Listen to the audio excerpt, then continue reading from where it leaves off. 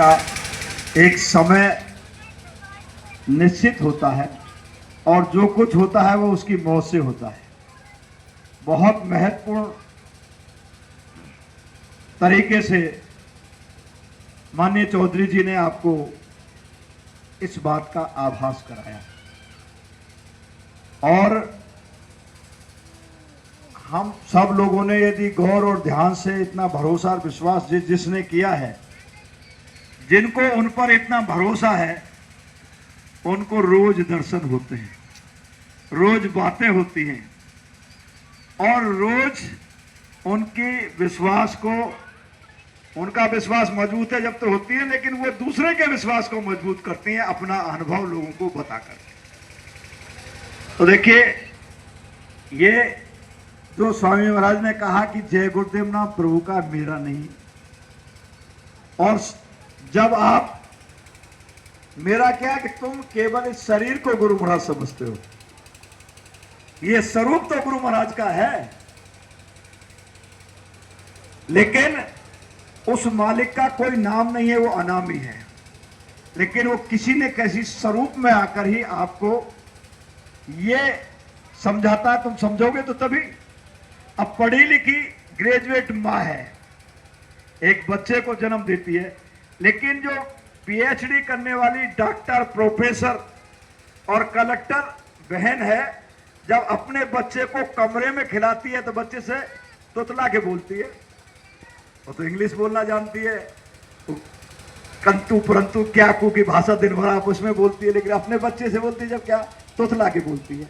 तो उसे ये मालूम है कि मेरा बच्चा इस तोतली भाषा को पकड़ करके बोलना सीखेगा, इसलिए इस स्वरूप को देख करके आप उसको पहचानोगे। इसलिए इस स्वरूप को लेकर के वो आते हैं, निज पेंड से प्यार कराते हैं और फिर आपको उस भेद को समझाने का काम करते हैं। पहले गांवों में आपने देखा होगा, गांव में ये छोटी छोटी गुड़ियां, बच्ची जो होती थी, तो पहले बारात रथ में जाती थी, बहली में जाती थी, तो गुड्डा गुड्डियों का खेल खेलती थी। बच्चियां गुड्डी बनाती थी, गुड्डा बनाती थी, उसमें दूल्हे बनाती थी, फिर बहली बनाती थी, रथ बनाती थी, फिर दूल्हे को उसमें बैठाती थी, दुल्हन बैठाती, फिर उसी को यूं चलाती थी। लेकिन विवाह होने के बाद कोई बच्ची गुड्डा गुड्डी का खेल नहीं खेलती है, क्योंकि जब तक चीज कल्पना में होती है तब तक हम अपनी कल्पना में कर करके अपने इरादे को, अपने विश्वास को मजबूत करते हैं। तो ये मंदिर और देवालय जिस भगवान के स्मरण केंद्र है, श्रद्धा केंद्र है, और ये एलकेजी यूकेजी यानी जो पहली प्रथम क्लासेज हैं, जब तक प्रीतम से रिश्ता ना जुड़े तो उसके, जब आप मंदिर आओगे तो आपके ध्यान में आता है कोई भगवान होगा, कैसा होगा, कैसे इनसे मिलने होंगे, और जो इनसे मिलता है उसको खोजोगे, वो आपकी मुलाकात करा दे। तो उससे एक कल्पना बढ़ती है, एक विचार बनता है, एक चिंतन बनती है। और शुरू में इस मंदिर का अपने आप में बहुत बड़ा महत्व है, लेकिन उसके बाद जब परमात्मा से आपकी मुलाकात हो जाती है तो फिर उस मंदिर के प्रति कोई नफरत नहीं होती, लेकिन उसका आपको इतना महत्व नहीं रहता। आप उसको समझ जाते हो कि ये किस लिए है। इसीलिए उस मालिक को समझने के लिए संत महात्मा फकीर औलिया हमको आपको उस मालिक का रूप बना करके आते हैं, और उसी रूप में वो मालिक जब वहां जाते हो तो इसी रूप में बैठे मिलते हैं, तभी तो आप पहचान पाओगे। यदि इस रूप में नहीं मिले तो आप कैसे जानोगे, फिर भटक जाओगे रास्ते में। यही तो आपको संभालेंगे। उस महत्वपूर्ण रहस्य को माननीय चौधरी साहब ने आपको समझाने का प्रयास किया है। तो हम जो भी कुछ गुरु चर्चा में चर्चा करते हैं, ये हम आप लोग कथा भागवत सुनने आते हैं और पान फूल चढ़ा करके वहीं कथा भागवत झाड़ के अपने घर को चले जाते हैं। कथा भागवत गलत नहीं है, भागवत अपने आप में कलयुग का बहुत बड़ा सत्संग है। व्यास जी ने श्रीमद् भागवत को कलयुग के जीवों को चेतना में लाने के लिए, रास्ते से ना भटके, उसके लिए श्रीमद् भागवत की रचना अपने अंतर में जो देखा था वो लिख करके छोड़ा था। लेकिन पहले जो भागवत का अध्याय करते थे या भागवत सुनाते थे व्यासपीठ वाले, वो खुद साधक हुआ करते थे और जो सुनते थे वो भी 7 दिन तक साधना करते थे, जमीन पर सोते थे, अपने घर भी जमीन पर सोते थे और व्रत रहते थे, भोजन नहीं करते थे, नींबू पानी या फल खा करके रहते थे और 7 दिन तक वो साधना में रत रहते थे और गंभीरता के साथ में सिर्फ भागवत का श्रवण करते थे और जो सुनाने वाला था वो भी अपने आचरण पावन और पवित्र रखते थे। लेकिन जैसे जैसे हमने इसको बिजनेस बना लिया और साधना के बगैर जिस किसी ने भी रट लिया श्रीमद् भागवत को, सुन लिया, समझ लिया, उसने अपनी रोजी रोटी का धंधा बना लिया और रोजी रोटी का धंधा बना लिया तो मैं ही उस आचरण को नहीं कर रहा हूं, आपको सुना रहा हूं तो आपके उसका आपके ऊपर कोई असर नहीं पड़ेगा।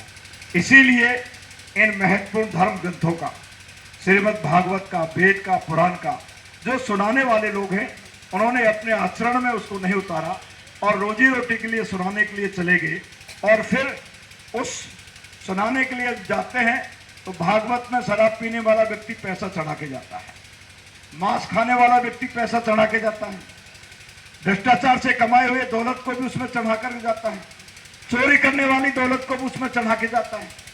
अब ये वो पैसा भंडारे में लोग खाएंगे तो उनकी बुद्धि खराब होगी, ब्यासी घर ले जाएंगे तो उनका परिवार बर्बाद होगा। इसलिए इस दुनिया में परम पूज्य स्वामी महाराज ने मथुरा में अपना दादा गुरु का एक मंदिर बनाया और कहा इसमें जीता जागता देवता बैठा है और कोई नारियल पान फूल चढ़ाने की आवश्यकता नहीं है। अन्य मांस मछली शराब भांग गांजा सब खाने पीना व्यक्ति इसमें पैसा ना चढ़ाए और यदि कोई खाता पीता है तो इसमें आकर के वो संकल्प लेके चला जाए तो उसकी एक मनोकामना पूर्ण होगी। मनोकामना पूर्ण यही करेंगे और दादा गुरु के रूप में दादा गुरु के साथ यही वहां बैठे, दूसरे नहीं बैठे। लेकिन हमको आपको इसीलिए शाकाहार के प्रचार के लिए लोगों को समझाना कि आध्यात्मिक साइंस को समझो, आध्यात्म कोई बाई खाता नहीं है। देखिए प्रेमियों, एक तिजोरी हमारे सामने रखी है, उस तिजोरी के अंदर हीरा जवाहरात, पन्ना, सोना और चांदी और करोड़ों अरबों का सामान रखा है। तिजोरी का ताला बंद है। एक बही में एंट्री है, इतना सोना है, इतना चांदी है, इतने लाल हैं, इतने हीरे हैं, इतने पन्ने हैं, इतने 500 के नोट हैं, इतने 100 के नोट हैं, इतनी चांदी है। ये सारी डिटेल बही में लिखी है। सुबह से शाम तक उस बही को आप पढ़ो, रट लो उस बही को और दुनिया को बता दो इस तिजोरी में इतनी दौलत, इस तिजोरी में इतनी दौलत, इस तिजोरी में इतनी दौलत। 1 टका तुम्हारे हाथ आएगा? अब बही कहीं गल जाए, कोई चोर ले जाए, आग में जल जाए, पानी में बह जाए, अब आप बता भी नहीं पाओगे, बता नहीं पाओगे। और सौभाग्य से कहीं किसी को उस तिजोरी के मालिक से संपर्क हो जाए और वो उसकी चाबी मालिक खुश होकर के उसको दे दे और यदि तिजोरी की चाबी उसको दे दिया तो कहा कि बच्चे इसको खोल और ये दूसरी बही डाट और इसके एक एक खाने में क्या क्या सामान लिख, तो जितना माल उस तिजोरी के अंदर होता है उसको उस बही खाते के अंदर एंट्री कर ली तो बही भी ताजा बन गई और चाबी निकाल ली खोल करके तो उसमें कितना माल है वो सबकी जानकारी हो गई। ठीक इसी तरीके से ये दोनों आंखों के मध्य में जहाँ ये 10वां द्वार है, यही चाबी लगाने के लिए आपको कहा है और जब ये खुलेगा तो रामायण में क्या लिखा है, गीता में क्या लिखा है, भागवत में क्या लिखा है, ये सारा आपको देखने और सुनने को मिलेगा। और जो उन्होंने देखा और सुना वही उन्होंने श्रीमद् भागवत में, रामचरितमानस में और दूसरे धर्म ग्रंथों में। जय गुरुदेव। सुरेश भाई ग्वालियर से चल करके हमारे आपके बीच में आ गए हैं। मैं अपनी तरफ से और आप सब लोगों की तरफ से आपका हार्दिक अभिनंदन और स्वागत करता हूं। और अभी जो ब्रज के अंदर कार्यक्रम हुआ था जय गुरुदेव सदाचार शाकाहार और नशा मुक्त संदेश यात्रा, उसमें भाई सुरेश जी की बहुत बड़ी भूमिका, इनकी पूरी टीम की बहुत बड़ी भूमिका रही। बड़ी संख्या के अंदर ग्वालियर के रथ को लेकर के आप पहुंचे और ब्रज में एक कोतुअल बना करके खड़ा कर दिया। विपरीत परिस्थितियों में बरसातें हो रही थी और मौसम साथ नहीं दे रहा था, कहीं अभाव अभियोग भी रहा, थोड़े बहुत दुख तकलीफ कष्ट भी सहन किए, लेकिन मध्य प्रदेश की संगत, क्योंकि ग्वालियर नहीं था, भिंड भी था, मुरैना भी था और सब डिस्ट्रिक्टों के लोग थे। आगरा के प्रेमी भी थे, भरतपुर और डीग के प्रेमी भी थे, लेकिन सबसे बड़ी संख्या वाहनों की और प्रेमियों की लेकर के आप गए थे और ब्रज के अंदर एक कौतूहल पैदा हो गया और ब्रज के लोगों को होश में आने के लिए मजबूर हुआ कि इतने लोग अपनी गाड़ियों को लेकर के, अपने परिवार के सदस्यों को लेकर के, अपना डीजल फूंक करके, अपनी गाड़ी लेकर के निकले हैं। इसका मतलब कुछ बात है। ब्रज के लोग सोचने लगे और जमुना मैया ने इतना तूफान लिया, जब तक यात्रा तुम्हारी निकली तब तक जमुना मैया ने आपको रास्ता दिए रखा और जैसे ही आप लोग की यात्रा मथुरा में आके पहुंची, तुरंत सुरेश जी जल्दी कर रहे थे, लेकिन हमें पता नहीं था गुरु महाराज जल्दी करा रहे इनसे। और जैसे ही हम मथुरा में आगे गए तो पीछे के गांवों से फोन गए कि तुम्हारी यात्रा निकली है और गावन में और सड़क पे सब रास्ते अवरुद्ध हो गए और जमुना मैया एकदम लहरा गई। तो गुरु महाराज के चमत्कार कई देखे देखने को मिले और सारे रास्ते बंद हो गए और कई गांवों में तो ऐसा लगा कि आपने रोका, गांव में साकार का प्रचार करके आए और तुरंत जोर से बरसात, यानी आप गए, बरसात रोक दी और गांव में प्रचार करके लौट के आए, गाड़ी में बैठे, फिर बरसात। तो कुदरत ने आपको सहयोग कर रहा है, प्रकृति आपको सहयोग कर रही है। ब्रज के देवता ने आपका स्वागत किया और ब्रज के देवता ने गुरु महाराज से यह आग्रह किया कि मेरे ब्रज 84 कोष के अंदर पवित्रता लाने के लिए मैं उनको कुछ दे पाऊं, पात्र तो बन जाए, बर्तन तो साफ हो।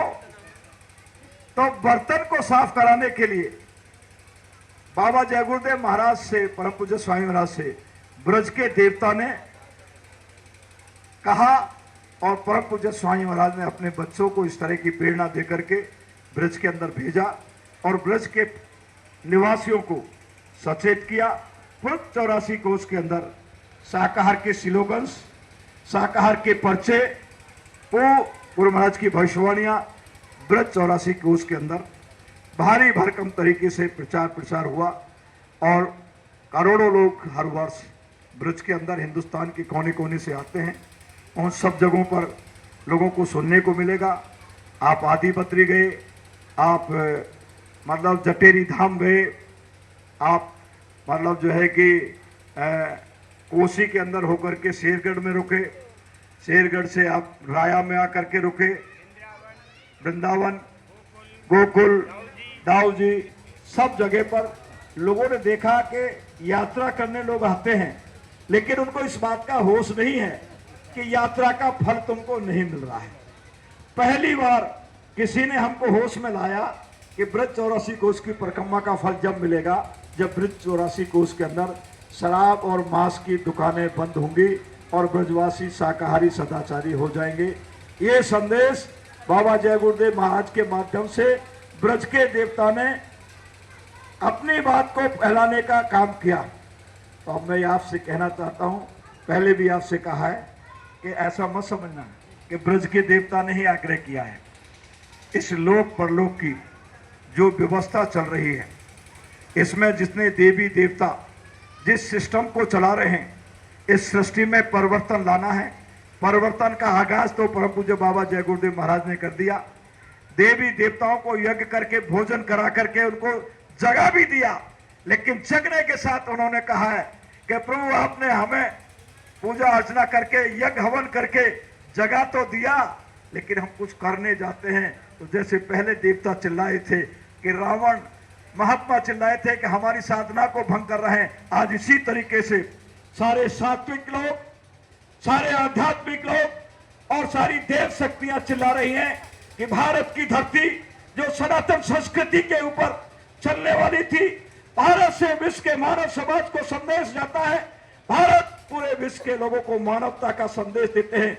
आज इस धराधाम के ऊपर मानवता का बड़ा विभत्स रूप देखने को मिल रहा है, बड़ा घिनौना रूप देखने को मिल रहा है।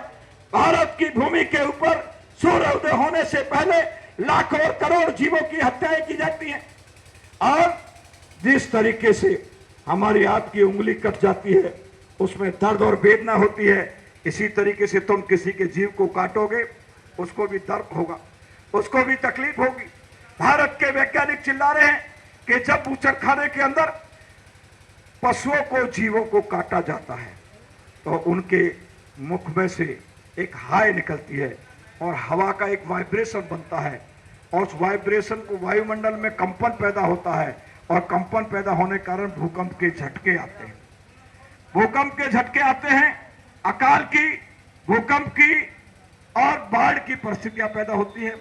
आज आपने देखा उत्तराखंड की देवभूमि को लोगों ने मांसाहार में डुबोया तो उत्तराखंड में क्या हो रहा है, हिमाचल में क्या हो रहा है, पंजाब जो सतगुरुओं की भूमि थी, जहां गुरु नानक जी 10 गुरु जिस पंजाब की संस्कृति से इस धरती के ऊपर आए, उस पंजाब के अंदर लोग शराब पीने लगे, मांस खाने लगे, माता बहन और देवियों की असमत पे खतरा पैदा करने लगे और राष्ट्र विरोधी ताकतें बढ़ने लगी। तो आज पंजाब की हालत आप देख लो। ये जो प्रकृति के संकेत हैं, इन संकेतों को समझो और इन संकेतों को समझ करके गुरु महाराज को मिशन को आगे बढ़ाने के लिए हमको, आपको, जिसके पास जैसा समय, जिसके पास जितना सहयोग, धन से करो, मन से करो, शरीर से करो, जितनी तुम्हारी क्षमता है, कोई दबाव नहीं है, लेकिन इसमें अपनी सहभागिता निभाने का काम करो।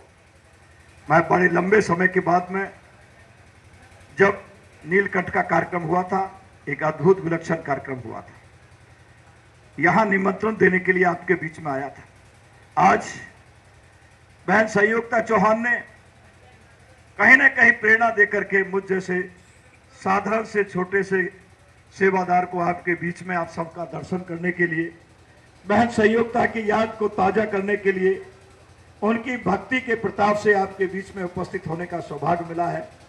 तो आज भी मैं आपको एक निमंत्रण देना चाहता हूं। देखिए, आज मैं दूर के लिए निमंत्रण नहीं दे रहा हूं, अब मैं आपको नजदीक के लिए ही निमंत्रण दे रहा हूं। अभी पूर्णमासी के अवसर पर ग्वालियर के आश्रम पर 4, 5, 6 का कार्यक्रम होता है। ग्वालियर का आश्रम परम पूज्य स्वामी महाराज ने अपनी अंटी में से पैसे निकाल करके जमीन को खरीदवाया, उसकी बाउंड्री के लिए भी गुरु महाराज ने पैसा दिया।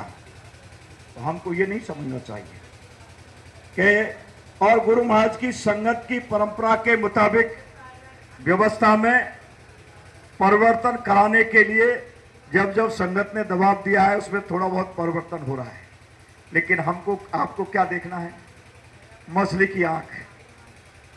द्रौपदी से विवाह जब हुआ, जब मछली की आंख पर अर्जुन की नजर थी। हमको गुरु महाराज के लक्ष्य को प्राप्त करने के लिए कोई न कोई स्थान की आवश्यकता है। मैं एक छोटा सा उदाहरण देकर के इस बात को समझाने का प्रयास करता हूं। शिवाजीराव भोंसले गुरुल्ला युद्ध से, मुगलों से सनातन संस्कृति की लड़ाई लड़ रहे थे। एक दिन रात के अंधेरे में कहीं से गुरुल्ला युद्ध करके लौटे, भूख सता रही थी, जंगल में कहीं ठहरने को जगह नहीं मिली। थोड़ा सा दीपक किसी झोपड़ी में जलता दूर से नजर आया। उस दीपक की प्रकाश को देख करके शिवाजीराव भोंसले उस झोपड़ी के नजदीक आया।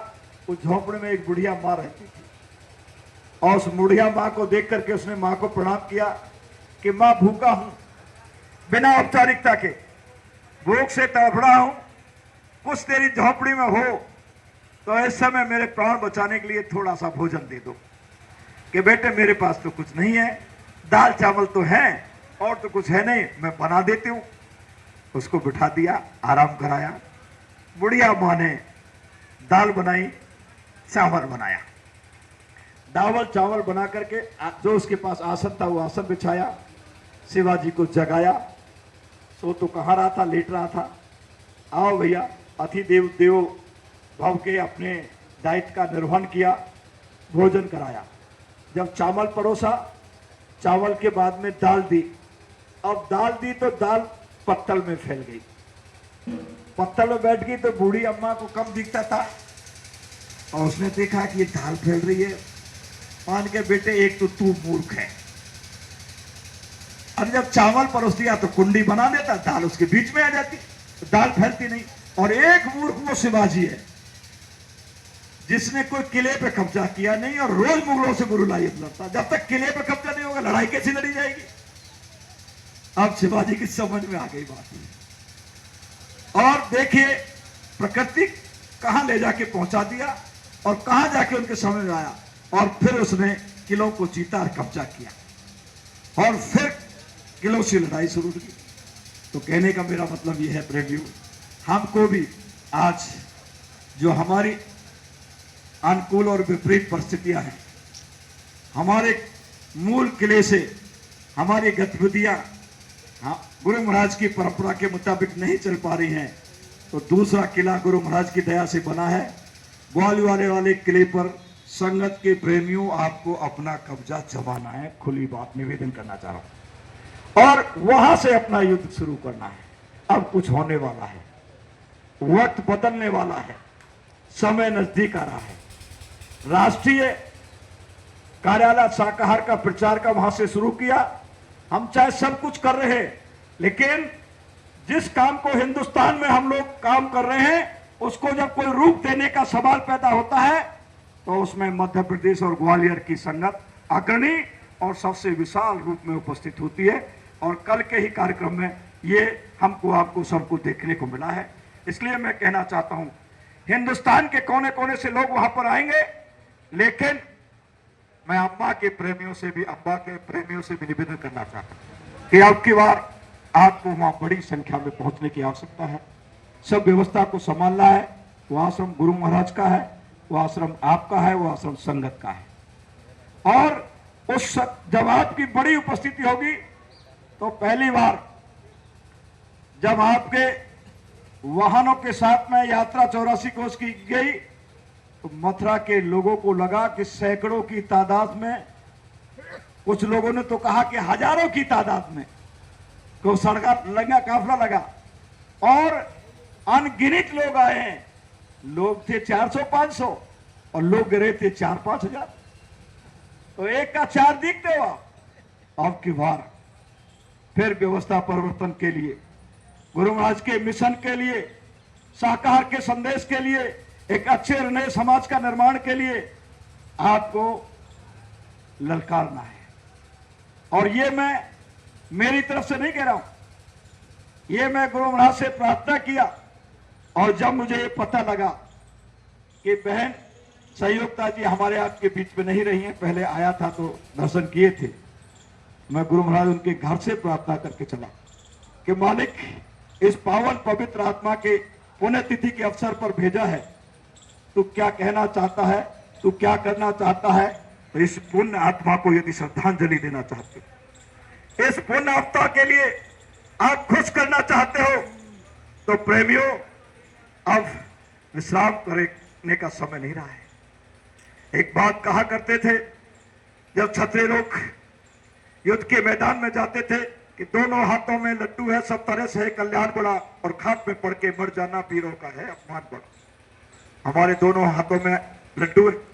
गुरु महाराज के मिशन को चलाते चलाते ये शरीर काम आ गया तो जीवन सफल हो जाएगा। और मेहनत करते करते चौथे युग में शरीक होने का सौभाग्य मिल गया, और सतयुग के नजारा देखने का सौभाग्य मिल गया इस पांचभौतिक शरीर से, तो हमारा भाग खुल जाएगा। इसलिए दोनों हाथों में लड्डू हैं। जय गुरुदेव। इसलिए मैं निवेदन करना चाहता हूं आप लोगों से, आप गुरु महाराज के किसी कार्यक्रम को किसी व्यक्ति का कार्यक्रम मत समझना। गुरु महाराज के दर्शन संत मत की परंपरा के मुताबिक हमको अपने गुरु महाराज के दर्शन रोज करने चाहिए, सप्ताह में करने चाहिए, 15 दिन में, महीने में, 3 महीने में, 6 महीने में, साल में। लेकिन आज इन दो आंखों से दर्शन होना दूभर हो रहा है। लेकिन ये संगत परम पूज्य स्वामी महाराज का स्वरूप है, इसलिए संगत के बीच में रोज जाओ, तीसरे दिन जाओ, 15 दिन में जाओ, 1 महीने में जाओ, 3 महीने में जाओ, 6 महीने में जाओ, साल भर में नहीं जाओगी तो दोष लग जाएगा। इसलिए हिंदुस्तान की संगत ग्वालियर के आश्रम पर इकट्ठी होगी, उनका दर्शन करने के लिए, उनको दर्शन देने के लिए, उस व्यवस्था को संभालने के लिए, गुरु महाराज के हुक्म को मानने के लिए, बहन संगीता चौहान को सही रूप में श्रद्धांजलि देने के लिए आप लोगों को वहां पर जाना है। अपने सगे संबंधियों को, अपने इष्ट मित्रों को, अपने रिश्तेदारों को, अपने साथियों को, जितने लोगों को ले जा सकते हो, 1 दिन के लिए जाओ, 2 दिन के लिए जाओ, 3 दिन के लिए जाओ, जैसी तुम्हारी घर की परिस्थिति हो उसमें जाइए। नहीं जा पाते हो, कोई घर की परिस्थिति ज्यादा कठिन है, किसी प्रेमी को अपनी तरफ से भेज दो, वहां भी हाजिरी लग जाएगी। गुरु महाराज जब अपने मौज में कार्यक्रम करते थे और जो प्रेमी नहीं जा पाते थे, अभाव अभियोग के अंदर और भावना से टकटकी लगा करके देखते थे, उनकी उपस्थिति दर्ज हो जाती थी। इसलिए प्रेमियों, आप लोग कोशिश करो जाने की, अपने सब इष्ट मित्र और रिश्तेदारों को, प्रेमियों को भेजो। और यदि नहीं जा पाते हो तो लौकिक यानी कोई भी संसार का साथी, तुम्हारा मित्र हो, रिश्तेदार हो, कोई भी ऐसा प्रेमी हो जिसको निमंत्रण दे करके आप अपनी तरफ से उसको किराया भाड़ा दे करके भेज दो, लेकिन वहां आपकी उपस्थिति को दर्ज कराओ। अब कुछ होने वाला है, होने का वक्त नजदीक है। गुरु महाराज के सिग्नल से मैं आपसे फिर निवेदन करना चाहता हूं, भाई दर्शन जी और सुरेश जी नीलकंठ के कार्यक्रम से पहले उस समय पर भी आपका अचूक सहयोग रहा था और आप लोगों के साथ में पहली बार इस ग्वालियर और मध्य प्रदेश में छोटी मोटी उपस्थिति दर्ज कराने का प्रयास रहा था। और नीलकंठ का कार्यक्रम अपने आप में एक अद्भुत रहा था। कुछ प्रेमियों ने व्यवधान डाल दिया, नहीं उत्तर प्रदेश के मुख्यमंत्री योगी आदित्यनाथ उसके मुख्य अतिथि होने थे और राम मंदिर के जो सबसे प्रमुख ट्रस्टी हैं नित्य गोपाल दास जी, उनकी अध्यक्षता होनी थी। उस समय हम बेहोशी में और घबराहट के अंदर जिन लोगों ने उसमें कुछ व्यवधान पैदा करने का प्रयास किया, नहीं कर पाए, लेकिन अद्भुत कार्यक्रम हुआ। काश उस समय हो गए होते तो आज बहुत कुछ चीज आपके हाथ में होती। अब की बार हम और आप लोग एक महत्वपूर्ण समय पर इस पूर्णमासी के कार्यक्रम को करने जा रहे हैं। कुछ महत्वपूर्ण निर्णय यहां पर होंगे, कुछ महत्वपूर्ण दिशाएं यहां से तय होंगी और गुरु महाराज के मिशन को हिंदुस्तान के चप्पे चप्पे में पहुंचाने के लिए देश के प्रत्येक यूनिवर्सिटी में, देश की प्रत्येक कॉलेज के अंदर, देश के प्रत्येक विद्यालय के अंदर इस युवा पीढ़ी को जागृत करने के लिए, इस युवा पीढ़ी जो देश और समाज का भविष्य इसके अंदर छिपा हुआ है, इस भविष्य को संभालने के लिए, इनके लिए वो संपत्ति और दौलत गुरु महाराज की संदेश का पहुंचा करके आएंगे जिस दौलत से वो आबाद हो जाएंगे, जिसको कोई चोर नहीं ले जा पाएगा, डकैत नहीं ले जा पाएगा, जो देश और समाज और राष्ट्र को संभालने का काम करेंगे। इस नए युग के निर्माण करने में नई युवा पीढ़ी की एक महत्वपूर्ण भूमिका होगी। उस सारे विषयों के ऊपर बैठकें होंगी। हिंदुस्तान की यूनिवर्सिटियों में किन साथियों को जाना है, हिंदुस्तान के कॉलेजों में किन साथियों में जाना है, किस स्टेट में किस तरीके से जाना है और कम समय बचा है। आवश्यकता पड़ी तो विदेशों को भी जाने की प्लानिंग है। गुरु महाराज के संदेश को पूरे विश्व के अंदर फैलाने के लिए उसकी सारी कार्य योजना के ऊपर बैठ करके, और जिस तरीके से शिवाजी राव हिंदू सम्राट के नाम से जाने गए, ऐसी हम अपेक्षा रखते हैं कि विश्व गुरु के नाम से भारत को जनाने के लिए गुरु महाराज ऐसी ताकत देंगे, ऐसी प्रेरणा देंगे कि ये आवाज आपके इस पूर्णमासी के कार्यक्रम से निकलेगी, पूरे हिंदुस्तान में छाएगी। उसकी तैयारी के दृष्टिकोण को दिल दिमाग में रख करके सब माता बहनें, देवियां और बच्चे आए और उस व्यवस्था को संभालने का अपना अपना कर्तव्य, अपना अपना दायित्व हमको निर्वाह करना चाहिए। बच्चे पैदा करना, घोंसला बनाना, चुगा खिलाना, ये पशु पक्षी कीड़े मकोड़े सब करते हैं। मानव योनि में आने के बाद यदि हम और आप लोगों ने घर परिवार को भी संभालना है, बच्चों को भी संभालना है, लेकिन इस सृष्टि को बचाना है जो सृष्टि तुम्हारे लिए बनी है। ये पेड़ पौधे, ये कीड़े मकोड़े, ये गाय भैंस बकरी भेड़, ये शेर चीते सांप गैंडा बिच्छू, इन सब का आपके लिए उपयोग है। प्रकृति को दोबारा से सजाना है, प्रकृति में मूल स्वरूप को लाने के लिए आह्वान करना है, गुरु महाराज को जल्दी बुलाने के लिए पुकारना है। कलयुग में सत्य को विदा करने की, कलयुग को विदा करने की और कलयुग के अंदर सत्य को आगमन करने के लिए पूर्णमासी के दिन आपको आवाज लगानी है। सत्य के स्वागत की तैयारियों के लिए फूल मालाओं से स्वागत नहीं होगा, स्वागत होगा हमारे सद आचरणों से, स्वागत होगा हमारे साधना से। और जब जब परिवर्तन हुआ है, मर्यादा पुरुषोत्तम राम ने 11 वर्ष एक पर्वत पर साधना की, तब परिवर्तन का काम किया। योगीश्वर कृष्ण ने भी संदीपन के यहाँ जाकर के शिक्षा दीक्षा और साधना का काम किया। दुर्वासा और संदीपन ने उनको संभालने का काम किया, तब उस धर्म की स्थापना का काम कर पाए। ऐ धर्म प्रेमियों, परम पूज्य बाबा जय गुरुदेव महाराज ने भी परिवर्तन करने के लिए, उस समय तो एक माँ सीता का अपहरण हो रहा था, अब बहुत माँ सीता को अपहरण हो रहा है। उस समय एक द्रौपदी का चीरन हो रहा था, अब रोज द्रौपदियों का चीरन हो रहा है। अब तो बहुत रामों की जरूरत पड़ेगी बहुत कृष्णों की जरूरत पड़ेगी, बहुत। इसलिए घर घर में राम के संस्कार जगाने के लिए, घर घर में योगेश्वर कृष्ण के संस्कारों को जगाने के लिए, घर घर के अंदर बाबा जय गुरुदेव महाराज के संदेश को पहुंचाने के लिए आप लोगों को संकल्प के साथ में आगे बढ़ने की आवश्यकता है। एक नए समाज का निर्माण करने के लिए, एक अच्छे समाज का निर्माण करने के लिए जिस रूपरेखा को परम पूज्य स्वामी महाराज ने बना करके हमको आपको बताया है, हमको निमित्त मात्र होकर के उस रास्ते पर चलने का प्रयास करना है। संगत के जैसे भी प्रेमी है, सबको गले लगा करके चलना है, किसी प्रेमी को रिजेक्ट नहीं करना है। जो कुछ भी गलती कोई भूल किसी से हो रही है, अनजाने में हो रही है, नादानी में हो रही है, लोगों को होश नहीं है। छोटा बच्चा आग को पकड़ लेता है, सांप को पकड़ लेता है, माँ उसको रोकने का काम करती है। इसी तरीके से आज इस देश और दुनिया के अंदर मानव समाज शराब पी करके, मांस खा करके, माँ बहन बेटियों की तरफ नजर खराब करके और कहीं भ्रष्टाचार के आचरण करके, सदाचार को खराब करके उस बच्चे वाला काम कर रहा है। ये महापुरुष के सब बच्चे हैं, ये माँ का रूप भी है, ये बाप का रूप भी है, ये सतगुरु का रूप भी है। उन सब बच्चों को उस खतरे से बचाना चाहते हैं, आने वाली मुसीबतों से, भूकंप के झटकों से, बीमारियों से और उस सांप के पकड़ने से, उस आग के कूदने से।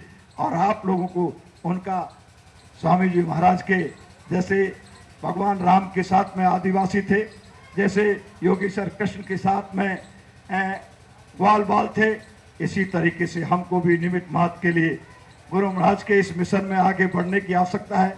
गुरु महाराज ने मन से कहा, आपको ललकारा था कि मेरे 2 हाथ 2 पैर मैंने अद्भुत विलक्षण बंदर बना करके खड़ा कर दिया, इतना काम कर दिया।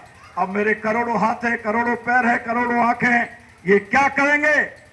ये आपको इशारा दिया है, उस इशारे को समझने की कोशिश करो और हमारा जीवन, हमारे जीवन की एक एक सांस गुरु महाराज के हुक्म और आदेश पर कुर्बान हो जाए। ऐसी परम पूज्य स्वामी जी महाराज हमको क्षमता दे, ऐसी वो हमसे शक्ति दें, ऐसा हम गुरु महाराज से मांगे, गुनाहों की माफी मांगे। और साधना के लिए अभी नवरात्रे आ रहे हैं, इन नवरात्रों को यदि आप 2 दिन का करो, 3 दिन का करो, 5 दिन का करो, 6 दिन का करो, 9 दिन का करो, लेकिन करने के यही प्रयास करना, इस मोबाइल को बंद कर देना, कमरे को बंद कर लेना, जीने लायक नींबू पानी, छाछ और आलू मिश्री उसमें घोल करके, और भी घास फूस आप लेना चाहो तो ले सकते हो, अपने कमरे में रख लो, मौन रखो, दिनचर्या के लिए कमरे से बाहर निकलो, अंदर से चटनी लगा लो, बस उसी में 1 घंटे साधन भजन, 15 मिनट का रेस्ट, फिर सुमरन, पहले सुमरन फिर रेस्ट ले लो, ध्यान फिर रेस्ट ले लो, भजन करो फिर रेस्ट ले लो। मन नहीं लग रहा है, गुरु महाराज के अमर संदेश को पत्रिका करो, उसको पढ़ने लगो, प्रार्थना को बोलने लगो, घेराघारी करो मन को, क्योंकि हम संसार का काम करते हैं, परमात्मा को भूल जाते हैं। लेकिन जब हम उस मालिक के नाम लेने भूले तो थोड़ा संसार को भूलने की कोशिश करो। उस समय में बेईमानी मत करो। आप थोड़ी सी ईमानदारी का परिचय दे दोगे, वो तुमको निहाल कर देगा। इसलिए तरीके से जो गुरु महाराज ने हमको आपको प्रेरणा दी है, जो विचार दिया है, जो चिंतन दिया है, जो वचन उन्होंने दिए हैं, गुरु महाराज के वचनों को माला एक तरह से रटो। 10 बार पढ़ोगे, 1000 बार पढ़ोगे गुरु महाराज के अमर संदेश को, हर बार लगेगा कुछ और पढ़ रहा हूं। गुरु महाराज की सहकारी पत्रिका को 1000 बार पढ़ोगे तो गुरु महाराज लगेगा नहीं हो तो मैं हर महीने 10 अमर संदेश मंगाता हूं। आज भी अमर संदेश छप रहे हैं और 10 मंगाता हूं, एक अपने आश्रम पर रखता हूं, बाकी महत्वपूर्ण जगहों पर जाते हैं। ज्यादा कहोगे तो ज्यादा भी बनाओ, लेकिन गुरु महाराज के पुराने शाकाहार और अमर संदेशों को अपने घरों में रखो। और जब घर में सत्संग होता है तो प्रयास ये करो कि गुरु महाराज की प्रार्थना और अमर संदेश और शाकाहारी पत्रिका को पढ़ के सुनाओ। ये स्वभाव बनाओ, बच्चों से पढ़वाओ, आदत में डालो। दैनिक क्रिया के तरीके से धीरे धीरे अपने आचरणों में परिवर्तन लाओगे, अपने स्वभाव में परिवर्तन लाओगे। जब रोजमर्रा के तरीके से आप अपनी जीवन शैली में परिवर्तन लाओगे तो आपका सोच, आपका चिंतन, आपका विचार जागेगा। आपका साधना का स्थान प्रयास रहे। आप चाहो, गुरु महाराज ने तो खुला छोड़ दिया, खाट पे करो, बैठ के करो, नीचे करो, चाहे बाथरूम में बैठ के करो, लेकिन संभव हो सके तो बैठ के एक अलग स्थान लेकर के, शरीर साथ ना दे तो लौट करके कर लो, जैसी तुम्हारी परिस्थिति मांगे। लेकिन उसमें नागा मत करो। आप आधा घंटा करो, आप 1 घंटा करो, आप 20 मिनट करो, ये आपकी क्षमता है, लेकिन नागा ना हो। यदि लगातार करोगे तो उसका परिणाम आपको मिलेगा। यदि आप गैप दे दोगे तो एक साथ में बहुत पीछे रह जाओगे। ऐसा हमको आपको प्रयास करने की आवश्यकता है। वैसे ग्वालियर के प्रेमियों को भाई दर्शन जी के बीच में, भाई सुरेश जी के बीच में मुझे आप लोगों को ज़्यादा सुनाने की आवश्यकता नहीं है कि अनुवत रूप से यदि सत्संग, गुरु महाराज के संदेश और शाकाहार का प्रचार कहीं हमारे पड़ोस में होता है तो हमको गर्व के साथ में हम बताते हैं कि यहाँ ग्वालियर, भिंड, मुरैना की संगत अग्रणी है। लेकिन इसमें कुछ व्यवस्थित व्यवस्थाएं बना करके पूरे देश को हम प्रभावित करें, पूरे देश में हम काम करें, पूरे देश में गुरु महाराज का संदेश जाए, ऐसी योजना बनाने की तैयारी है।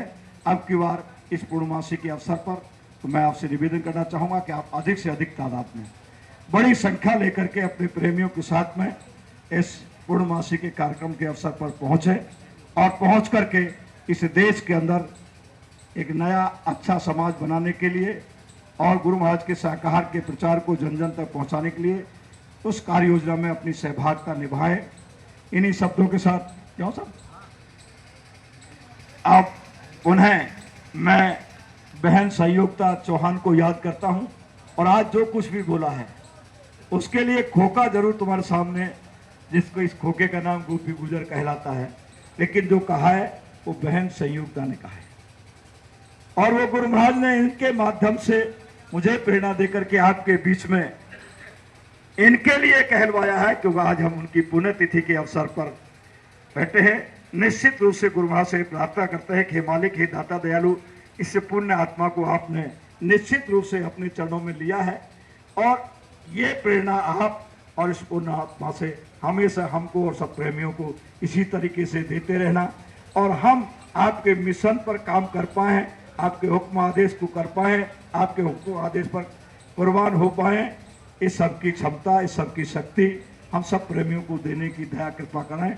इन्हीं शब्दों के साथ पुनः परम पूज्य स्वामी महाराज के चरणों में कोटि कोटि बार नमन। बहन संयुक्ता की पवित्र पावन पवित्र आत्मा के चरणों में भी नमन। उपस्थित संगत के प्रेमियों के चरणों में भी नमन करते हुए मेरे वरिष्ठ साथियों को सबके चरणों में नमन करके जय गुरुदेव बोलता हूँ। जय गुरुदेव।